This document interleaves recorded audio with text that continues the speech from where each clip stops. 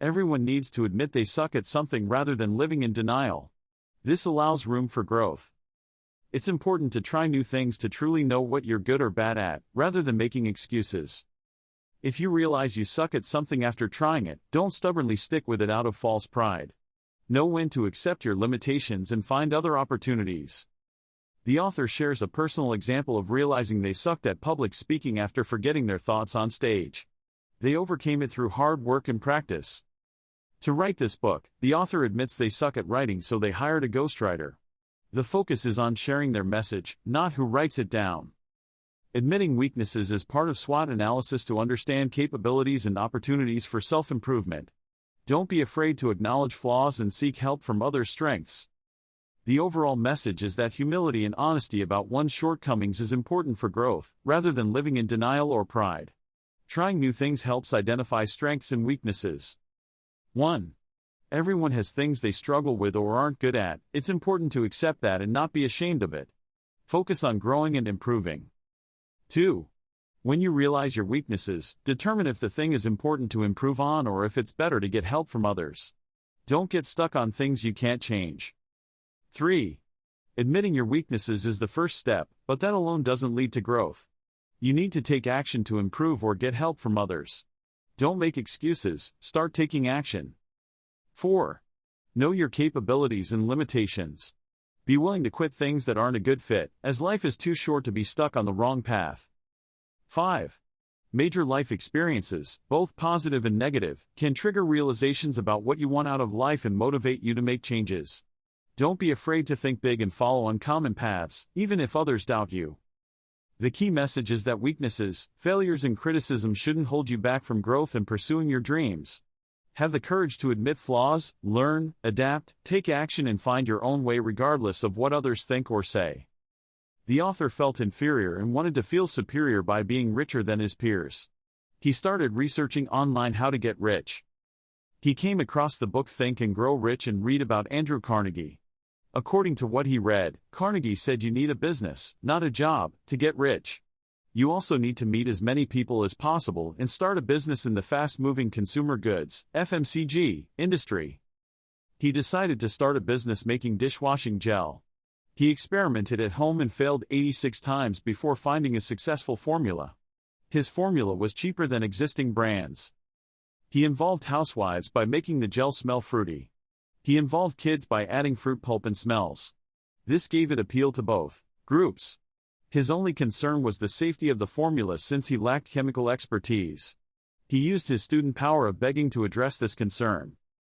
The summary focuses on how the author was inspired to start a business after researching how to get rich online, his process of developing a dishwashing gel product idea, and his plan to target housewives and kids as customers while also addressing safety concerns through begging assistance.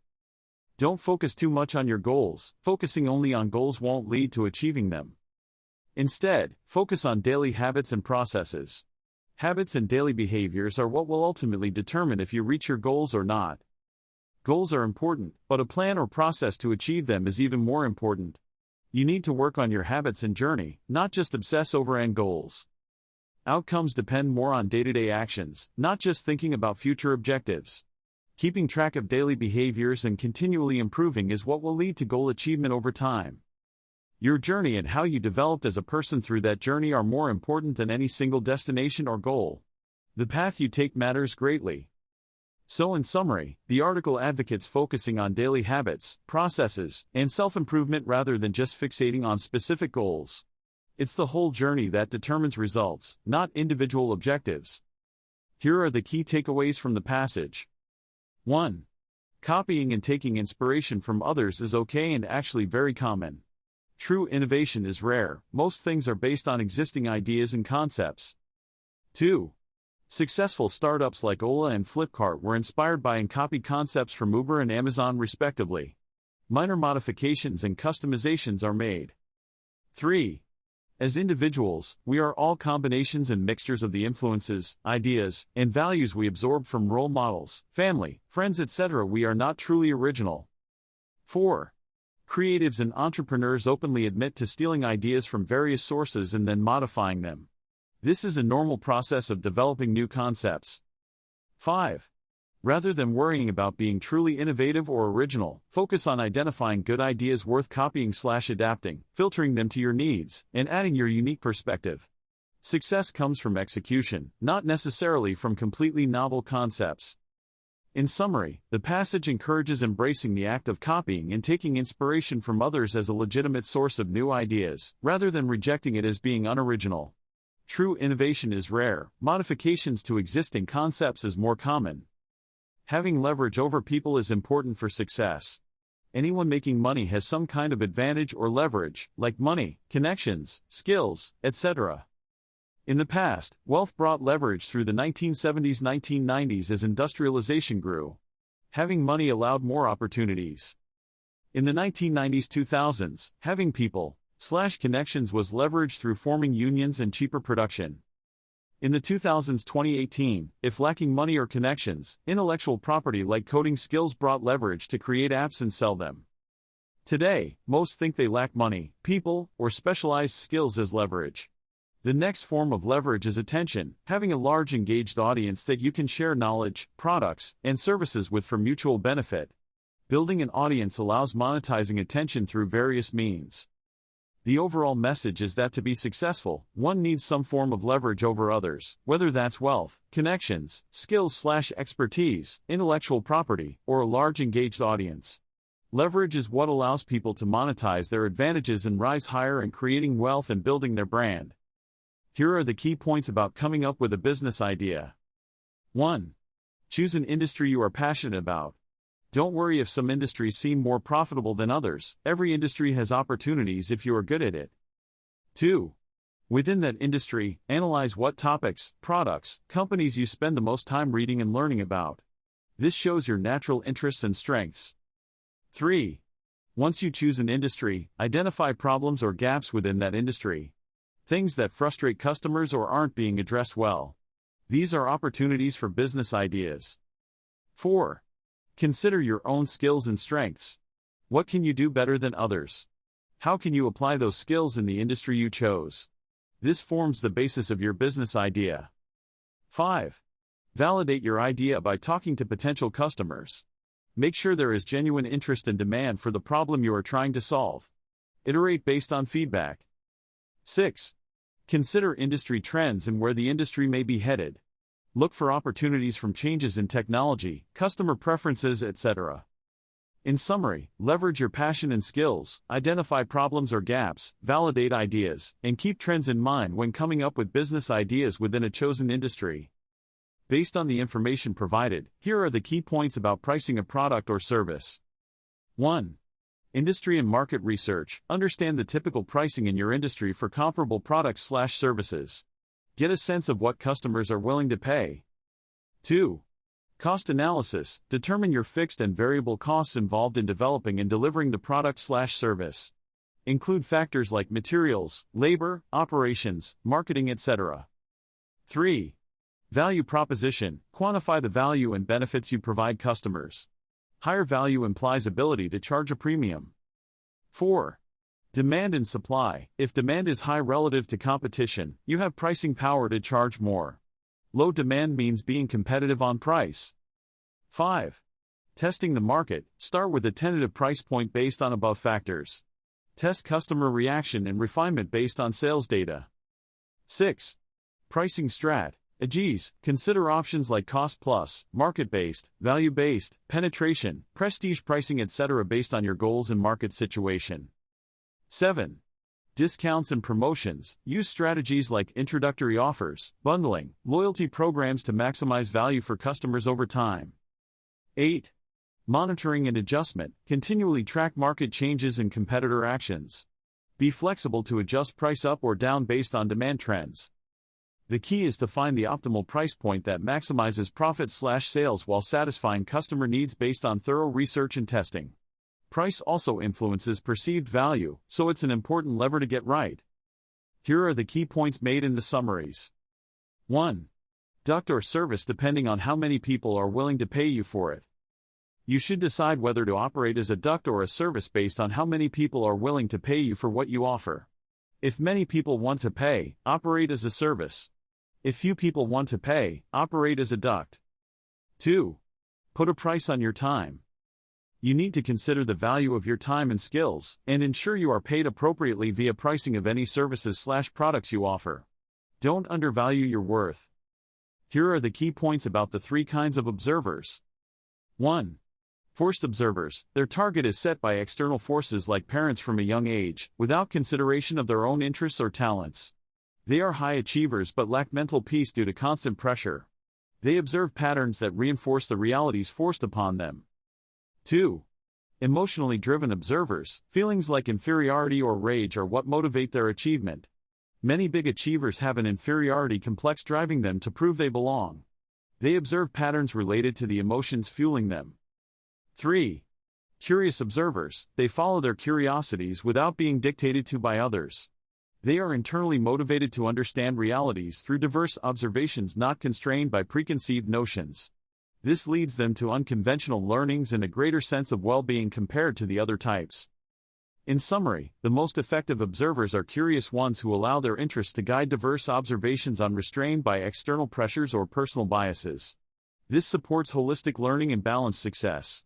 Forced and emotionally driven observation can still achieve results but at the cost of mental peace. Here are the key points about inferiority complex from the passage. An inferiority complex arises when people feel inadequate or lacking in some way compared to others. This drives them to try and compensate or prove themselves. It can push people to work harder to achieve things like promotions, relationships, or their parents' approval to overcome feeling inferior. They want to show they are better than whoever they feel inferior to. This effect is usually strongest in younger people still seeking validation and trying to figure out their place and abilities. It's common in school or workplaces where people compare themselves. Having an inferiority complex can initially motivate self-improvement, but it's not a stable basis for long-term success and happiness. People often feel empty once they achieve their goals due to still basing self-worth externally.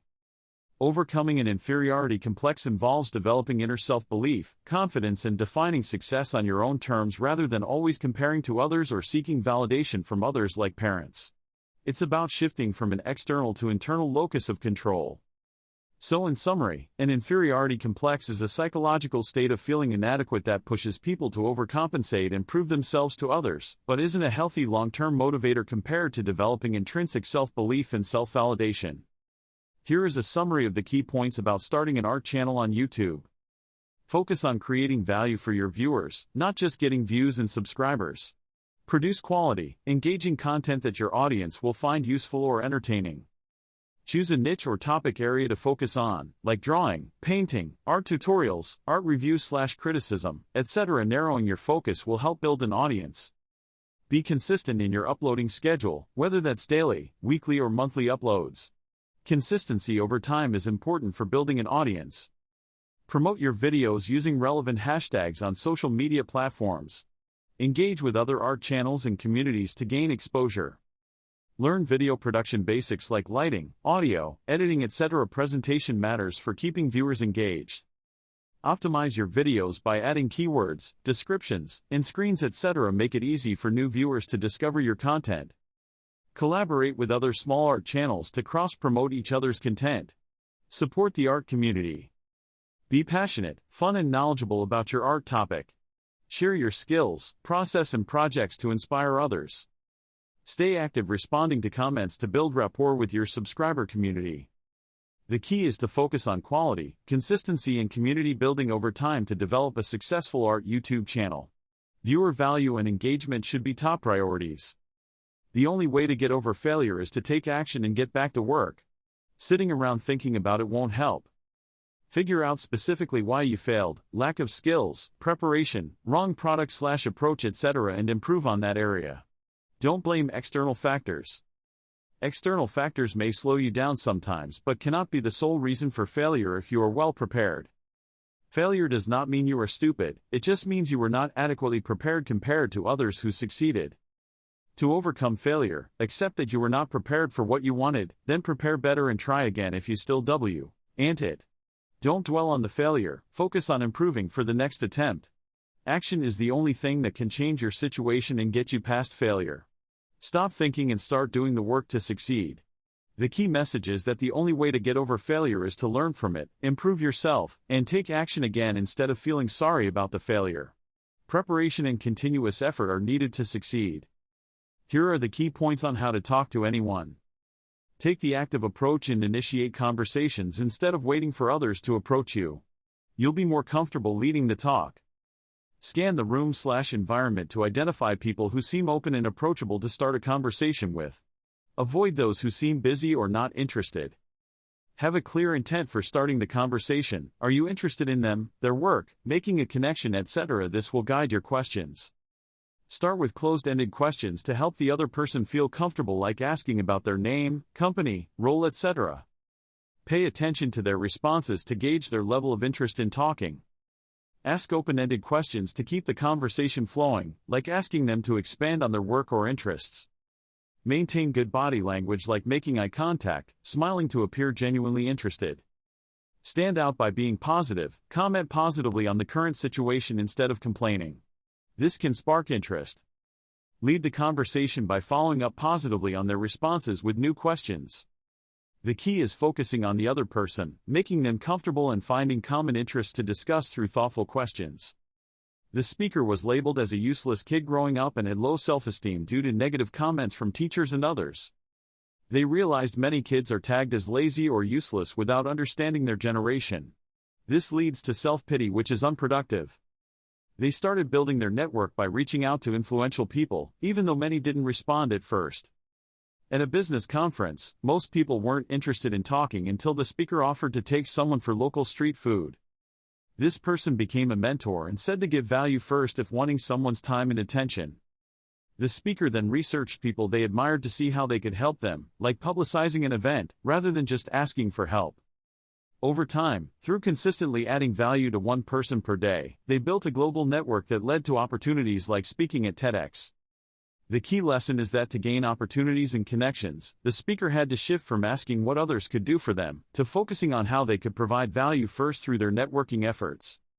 Here are the key points from the college talk. The main message is to focus on adding value to others rather than thinking only about yourself and what you can get.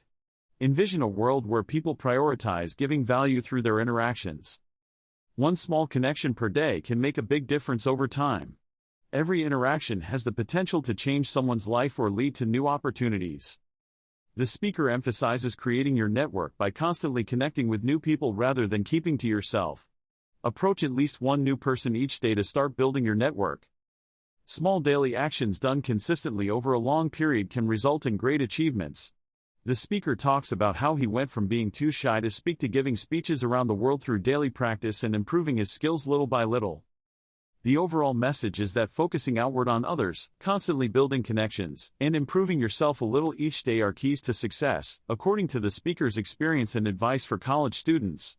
Making the most of every interaction and opportunity is emphasized. Here are the key points about creating wealth. Wealth is when you can sustain your lifestyle and expenses without having to actively work or earn money through effort/time/skill. It means passive income exceeds expenses. To achieve wealth, you can't solely rely on your own efforts to earn money each day. You need to get other people to do what you've learned in order to scale. Money earned from working should be invested in assets/businesses that grow automatically without effort from you over time. This is what generates wealth. On average, people work productively from ages 20 to 60 but may live until 90. So money needs to last 30 years after retirement when one can't actively earn. Investing earnings is crucial to building wealth that outlasts one's working career and supports expenses post-retirement without having to rely on active work/income. Passive returns from investments are what sustain wealth. The key is to generate money through others' efforts by scaling what you've learned and allocating earnings to assets that appreciate and produce income without further input from you. This enables sustaining lifestyle indefinitely without active work. Start investing early in life to take advantage of compounding returns over many years. Put aside a significant portion, 20 to 30%, of your earnings for long-term investments.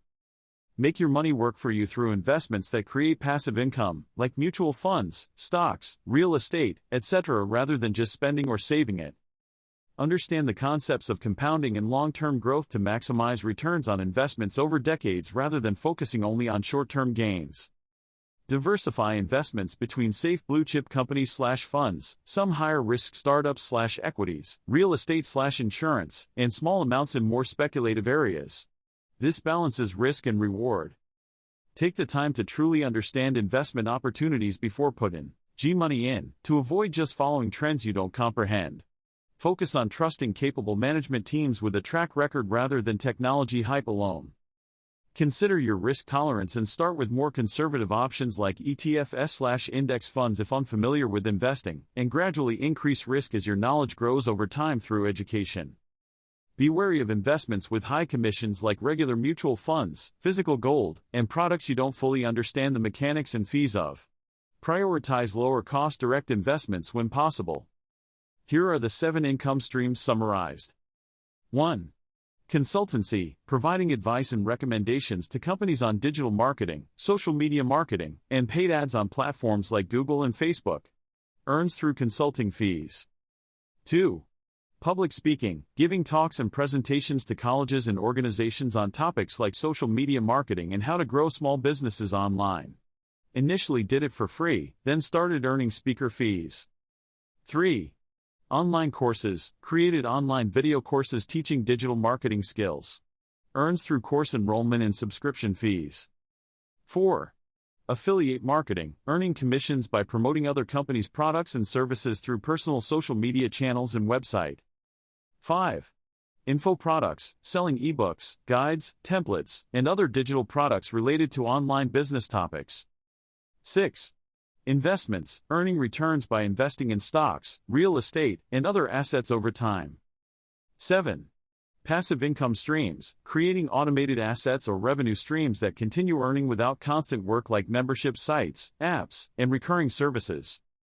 The speaker argues that personal branding is not about packaging yourself into what is currently in demand, but about revealing and unpackaging your authentic self. By being your true self openly, people can connect with you on a deeper level and see that you are like them, figuring life out daily. This is how you build an audience and scale. You don't need to think about how to present yourself differently to different groups. Just be your authentic self consistently. Even the biggest brands are their truest selves in front of the camera, which is why they have such large audiences. To have authority as a personal brand and get something from it, you need to add value to people's lives by being yourself and sharing your experiences authentically. Personal branding is about unveiling your real life and qualities, not packaging them. Everything Raj does in content creation comes from his business mindset of finding product market fit. He constantly experiments to see what type of content fits the current demand and needs of the market/audience. When TikTok was banned, Instagram launched Reels and people moved there. Raj saw the opportunity and tried different short-format content types to find what worked. Truly he realized his strength is communicating information clearly. So he started talking about current news/topics in an easy-to-understand way since no one else was doing that on Reels at the time. By constantly adapting and experimenting to give the audience what they want, he is able to find and maintain product-market fit for his content, making it hard for others to beat. The takeaway is having a business mindset of understanding demand and continuously innovating/adapting the product to meet that demand is key to staying relevant and unbeatable over time. Short-term focus is on trending things now that can make money quickly, but won't necessarily make you very rich in the long run. Long-term focus is on investing in and building things that will still be relevant and growing 10 years from now. This allows the potential to become filthy rich over time. Billionaires like Zuckerberg and Bezos built platforms/businesses focused on the future and played a long game, not just chasing short-term trends. Our generation wants instant gratification, but long-term focus with the right intention can still allow getting what you want over time. Right intention means wanting to improve people's lives, not just accumulating wealth/status for yourself. Having impact and adding value to others defines the right intention. The main message is that chasing short-term trends may satisfy instant gratification but won't make you truly rich.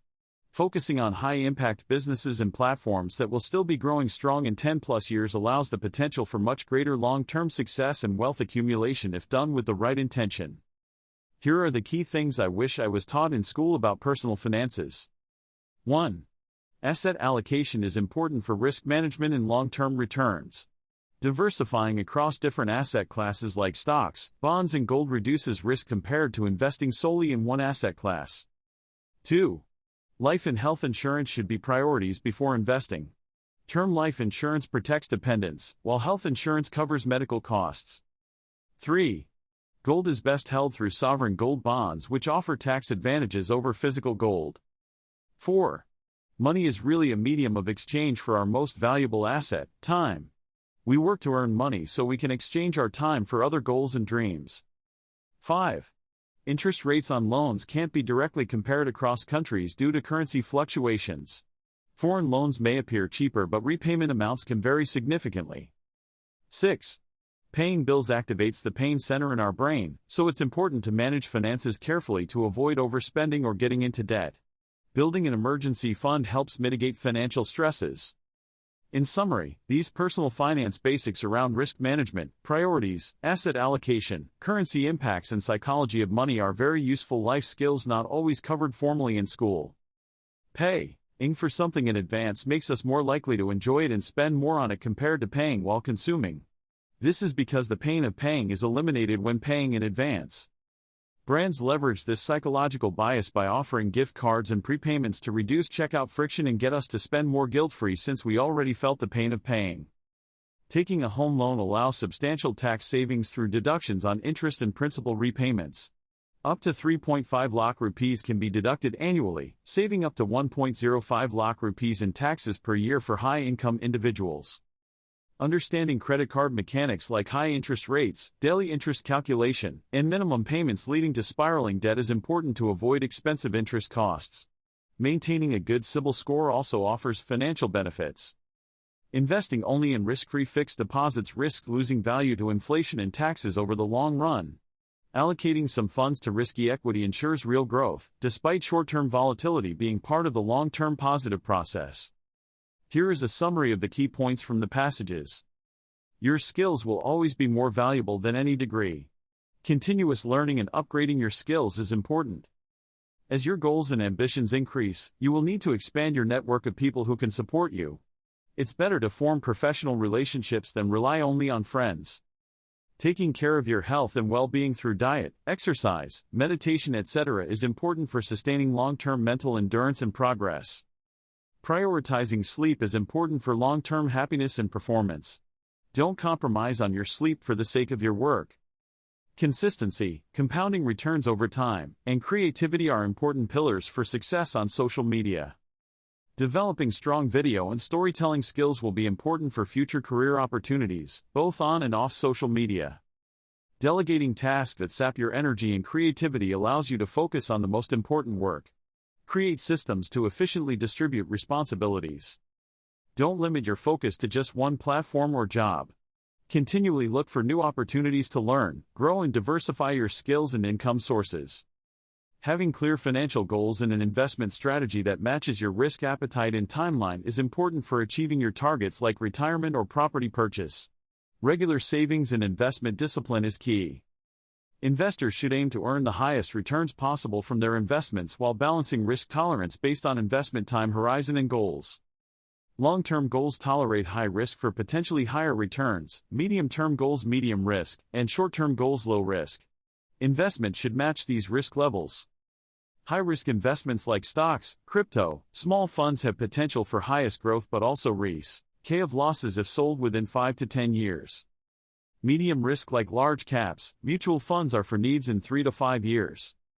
Low risk like bonds, gold are for money needed within 1 to 2 years. Diversify investments across different asset classes and companies to reduce overall risk if any one investment declines. Carry insurance for unforeseen life events that may disrupt financial plans and drain savings. Get insured early when premiums are lower. Formulate an investment strategy based on goals, risk tolerance, and balancing returns with diversifying investments accordingly over time. Misu Minawala made a list 4 things she wishes she was taught in school about life: how to pay taxes, that it's okay to fail, time management skills, and networking skills. Nikhil Kamath lists 3 things he wishes he was taught in school about making money: the importance of timing, having a side hustle, and being taught finance in a more practical way. Ashok Ramachandran lists 2 essentials of life he wishes were taught in school: mindfulness and focus, and how to be disciplined. Raj Shamani says one thing school doesn't teach is how to figure things out for yourself, and that schools should be more practical and teach students how to make things happen rather than just repeat theoretical information. In general, the entrepreneurs feel schools should do a better job teaching practical life skills like personal finances, time management, networking, dealing with failure, and being self-directed learners rather than just focusing on theoretical academics. These types of lessons would better prepare students for the real world.